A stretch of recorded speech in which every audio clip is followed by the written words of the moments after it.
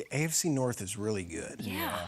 And it got better this offseason. And I feel like last year was a little window where Lamar was out with the injury, and there's this transition with Ben Roethlisberger, and Trubisky started the season, and Pickett didn't come in until midway through, and even then he was shaky, and then finally caught it. And then the Browns had a complete wash of a season because Watson's suspension, then Watson came back and he was rusty. I think this is the best division in football this year. I think the AFC North, all 4 of these teams are playoff caliber teams. All 4 might be the 4 playoff teams, other than the 3 division winners that are outside of it, in the playoffs this year. Cleveland, their defense is really good this year, and Watson is not going to be as bad as he was last year. He's going to have a full offseason with them.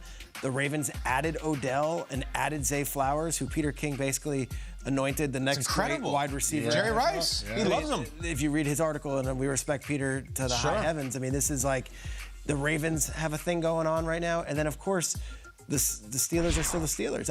And Mike Tomlin's still coaching that team. So, to me, the Bengals, you go, is Burrow going to be healthy? Is all the wide receivers going to have enough balls to be happy because they're all going to be free agents and all this stuff? That's all going to be following them forever. The Bengals had a nice little window last year. I know. This division was down. Good point. That division ain't down anymore. I think this division is the best division in football, and I think the Bengals are a very good team, but it is not a slam dunk that they are the top squad here, and I think that is a real challenge because even if you do beat them and do win those divisions, this isn't beating, Tyler Huntley, who almost beat you in the playoffs, but this isn't beating Tyler Huntley, and this isn't beating Trubisky. This is beating 3 other teams that are coming to this season thinking they're the division champions as well. You bring me to my point. There's a dirty little secret about the Joe Burrow Bengals that doesn't get talked about because it's beneath the radar. The Joe Burrow, Zach Taylor Bengals have really struggled against the Browns. Really struggled. Joe Burrow's 1-4 against Cleveland. Against Cleveland. These have not been great Cleveland teams. Last 2 years, his worst defeats, Burrow as a starter, have both been to Cleveland. They've rolled it up on him. The Bengals defense has been terrible. Burrow hasn't been able to get the win. And it's a combination of, we haven't talked about Cleveland much for the past year for a lot of different reasons versus you're so distracted by Lamar and Pittsburgh, the Steelers logo, that you don't really the Browns, they've tuned up the Bengals a few times. Stefanski's completely unafraid of that team. Apparently Myles Garrett's completely unafraid of them. And this is just into the Cleveland thing more. When it comes time to pick the playoff teams, there's going to be so many Cincinnati, so many Baltimore. I'm sure Pittsburgh, they have no way picking the Browns. They're not going to pick the Browns. They're not going to be picked. Just turn in the games and at least give the Browns credits for when they play Cincinnati. In Cincinnati, in Cleveland, they've messed them up. Joe Burrow, 1-4, doesn't that not shock you? It is a thing that has happened the last few years where, for whatever reason, a lot of it having to do with the Bengals defense, they don't play well against Cleveland. They have to play well against Cleveland. Cleveland's going to be better this year. That might be the thing where we're all so distracted by Lamar and Pittsburgh. Watch out for Cleveland on this. Don't you think this is kind of a recurring theme here at the table? I was going to say, this is your, it's like your theme today is your kryptonite for other teams. Like the Bears, kryptonite is the Packers, Bengals, Browns.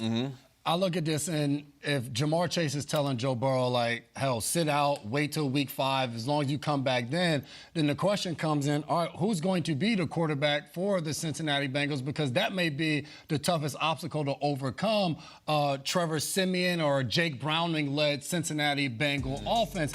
And for a lot of you, you're sitting there and you're just like, well, who are these guys? They've been splitting the first-team reps since Joe Burrow went down with an injury. Trevor Siemian, drafted in 2015, 7th round to the Broncos, has played all over the place. Hasn't won a game in a while, though. He's started for 4 different teams in the last 6 years. His last one was in 2017 against the Jets. So it's been a while. Then you look at Jake Browning. He hasn't played in a regular season NFL game. Holds so many passing records at the University of Washington. Practice squad for 2 years in Minnesota, and has been on the Cincinnati Bengals practice squad for the last 2 years. So without Joe Burrow, and I know it's like, hey, as long as he gets here at some point, he'll catch on and we'll be good as an offense. That's a lot easier said than done. You go out there without your Joe Burrow-led offense, and you have, whether it's Browning, whether it's Siemian who's leading this offense, it's a completely different offense. Let's not forget, before Joe Burrow got to Cincinnati, they were struggling as a team of trying to get better at the first overall pick. So you look at Jamar Chase, you look at T. Higgins, you look at all the weapons. Irv Smith has had a really good training camp, supposedly. Joe Mixon there. without Joe Burrow, where is this offense? So you open up the season and you play the Browns and you play the Ravens in your first 2 games, division opponents. And I know Burrow will be back, you'll be fine, but you don't really want to lose 2 games right off the rip in your division. So I think without Joe Burrow out there, obviously that's going to be their biggest obstacle. The skeptic in me hears that Jamar Chase soundbite, and I'm curious if he's trying to temper expectations for when Joe Burrow does actually come back. Like, if Jamar says it's okay, then Joe could take longer. Maybe that's the whole plan, is that it's worse than they want to make it out to be. And Jamar is trying to make everybody don't panic. I started to think about my AFC playoff teams this weekend, and then I got hives, and I stopped because I stopped in this division. There is a very real chance that 4 of us at this table could pick all different teams in this division to win that division, and that'd be okay. It wouldn't be a shock. Jay, I'm curious, and then I want to hear about Peter too, with the Burrow contract. If you're on this team, if you're in this locker room, they signed Logan Wilson to a 4-year extension over the weekend. Are you looking around, like, upstairs? Like, are we going to get this thing done soon? Do you want to see him back on the field first? Like, how does the room feel about this situation? I know for me, being in locker rooms, I always looked at contracts as personal. So for the sake of Joe Burrow, you're hoping before he steps back out on the football field that the contract's done, because the caliber player is what he's already accomplished. There's no debate of whether he's deserving, and it almost seems like the table is set. We've seen everybody get paid to this point. It's like he's the last one. Just give him a few million more and, like, let's get this contract done. But at the same time, this is up to Joe Burrow. If the deal's not done, hell, we want you back out here. So I'm not going to tell you, hey, don't play. I think he has to ultimately make that decision. If I'm in the locker room, you want to see it done, but you want to see your guy back out there helping you win games. Peter, what are you hearing about that situation? It's being worked on. There are 2 major players who have not gotten their contracts. I think people thought would probably have it done now, and that's Bosa in San Francisco, and that's Burrow in Cincinnati. They're both represented by the same agency, the same guys. So I'm curious to see how that goes down. Those guys also happen to be best friends, the Bosa brothers and Burrow, growing up and going to Ohio State and all that. Those guys were all tight. So interesting to see how it plays out. But I think from a Bengals situation, Joe Mixon took less money. They get Logan. Well, like, there's money there, and it's just, are the Bengals going to be the team that historically haven't been the break the bank, let's be the highest? Are they going to do it, or is it going to be one of those deals where Burrow's like, I want Tyler Boyd to still be here. I want T. Higgins to still be here. I want to have all these offensive linemen still here. I don't need to take top dollar. That's what I think it is, the number where it comes out.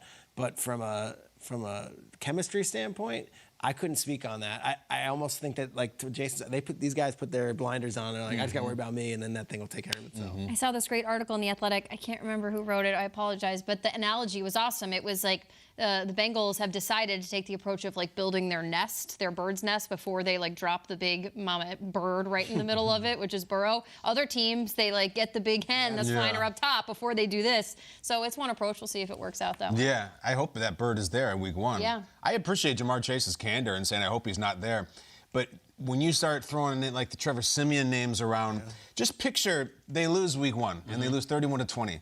You just look at the end of the year and remember that AFC. It's like, do we have a home game or do we have a road game? Are we in the playoffs or are we not? Remember how jammed it was last year, and they're moving games, and, like, every game counts this year in the AFC. Do your spiel, because it's true. Only 7 teams can make it. Go at home and write your 7 playoff teams in the AFC down. That means 9 teams aren't making it. And all the quarterbacks are good in the AFC. Yeah, and don't remember, you have to have every division winner in. You can't be like, nobody from the South. No, somebody from the South is making it, at least one. One of these teams that everyone thinks is a slam dunk isn't making it. So the Browns, or the Bengals, start 0-1 because they don't have Burrow, and they miss it by a game. Like, that's how tight it is. It's like, you need them there as much as you can. Division games are so key. I know. Open up with 2 of them.